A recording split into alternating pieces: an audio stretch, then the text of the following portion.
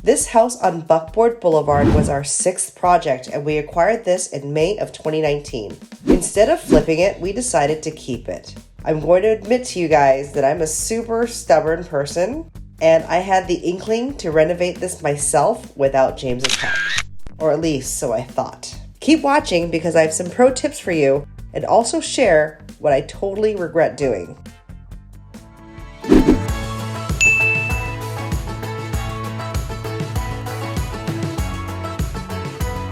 This home was a fecal-infested, rat-chewed house that I purchased from a real estate wholesaler. The asking price was $185,000, and I offered $185,001, and I won the bid. I couldn't believe I was the only one that made the bid.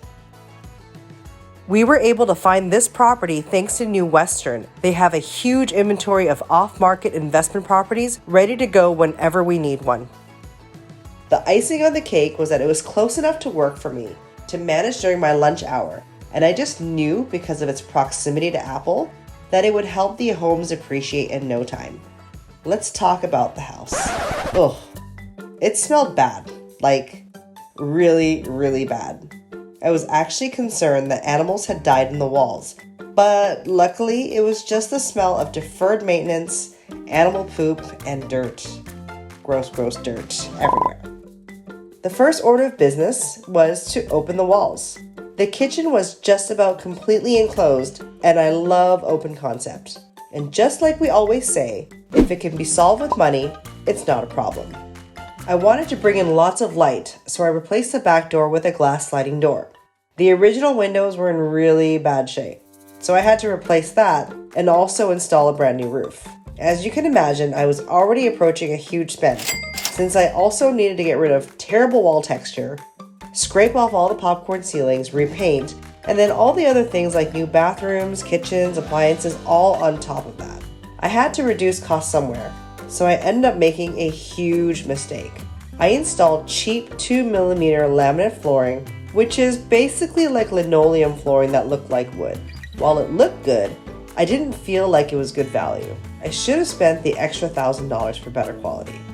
Sometimes managing a project is not always easy. So for instance, I ordered new windows for this house and the wrong ones were installed. They're supposed to be clear, but they gave me frosted windows and installed them. I could not believe this. The second thing is, one of our painters brought his dad to a construction site who was wearing flip-flops and napped in my backyard. I thought that was ultra weird.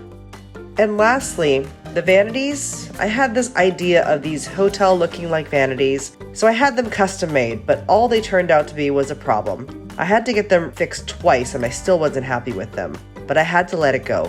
Since the home was in Round Rock, Texas, in a non-HOA neighborhood with excellent proximity to highways and so close to the city of Austin border, I saw this as an opportunity to try my hand at running an Airbnb. After all, I've always dreamed of opening a hotel, and this was a much cheaper way to enter the market.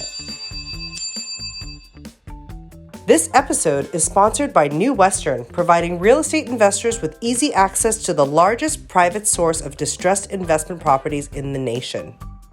Let's talk about pro tips. When buying a home for the purpose of Airbnb, the first thing you need to do is make sure that your city allows it, with or without permits. Number 2, ensure you are in a non-HOA neighborhood. Trust me, it will make your life a lot easier. Finally, when you run an Airbnb, have a statement piece in the house. Did you see that I hardwired a disco ball into the ceiling? Yes, my electrician thought I was crazy, but my guests loved it, especially those ones that were traveling with small children. They could have a musical dance party every night in the living room before bedtime. How awesome of a memory was that? All in all, it took me 4 months to renovate this place from top to bottom, and the total renovation was about $65,000. I did this one 99% on my own without James's help. And I had to apply our best smell remediation techniques, including the use of an ozone machine, to neutralize the smell after the renovation was done. Our method to detox worked amazingly. This house on Buckboard has 3 bedrooms, 2 full baths, and is 1,572 square feet. For the wall color, we used Sherwin-Williams Agreeable Gray, and for the exterior, we used Sherwin-Williams Snowbound. The front door color is called Blueprint by Behr. These gorgeous blue cabinets we got from Cabinets IQ. They're the smart choice for cabinets and countertops. Our sixth project became a very successful Airbnb with 92% occupancy, grossing up to $8,000 a month in the summer.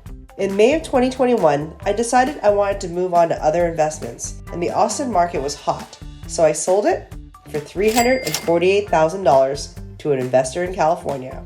And this is the story of our sixth flip.